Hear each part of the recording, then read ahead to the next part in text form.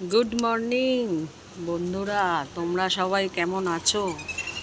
আমি তো বেশ ভালোই আছি। তো আজকে আমাদের এই গাছগুলোকে তোমাদের দেখাবো। এই যে এটা হলো লঙ্কা গাছ, কিন্তু লঙ্কা গাছটা শুধু বেড়েই চলেছে। এটা তো ফুলও আসছে না, ফল তো দূরের কথা। ওই আমি এক জায়গায় ইউটিউবে দেখেছিলাম যে উপরের অংশের এখানটাতে কেটে দিলে আবার চারিদিক দিয়ে মানে ডালপালা গজায়। ওইটাই আজকে করলাম। আর এই যে পেঁপে গাছগুলো দেখছো, এই পেঁপে গাছগুলোকে আমি তুলে অন্য জায়গায় বসাবো। এই যে টবে তো এত বড় হবে না, না, এগুলোকে তুলে অন্য জায়গায় বসাবো। আর এখানে হচ্ছে তোমার পুদিনা গাছগুলোকে আমি নিয়ে এসেছিলাম বাজার থেকে, নিয়ে বসিয়েছি।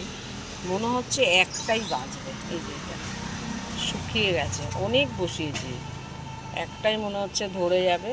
যদি একটা হয়ে যায় ঠিকমতো, একটার থেকে অনেক গাছ বেরোবে, আশা করা যাচ্ছে, হতে পারে। এই যে সব শুকিয়ে গেছে, একটাই সবুজ দেখা যাচ্ছে, মনে হচ্ছে হবে। আর এই যে আমার কলমি শাক, একদিন কলমি শাকগুলো কাটবো, একটা কলমি শাক ভাজা হবে। অনেকটাই হয়েছে, এইগুলো এতটা হয়েছে, প্লাস এইগুলোও অনেক হয়েছে। কলমি শাকগুলো যা আছে, আলু দিয়ে একটা ছোট্ট করে চচ্চড়ি হয়ে যেতেই পারে।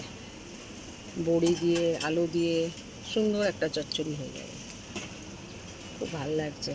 কলমি শাকগুলো এখন বর্ষাকালে যাই গাছ বসাও না কেন ঠিক হয়ে যাবে, অন্য সিজনে যেটা হয় না। এখানেও আছে কলমি শাক, ওই জানলাতেও আছে, দেখা যাচ্ছে না। আর এইখানটাতে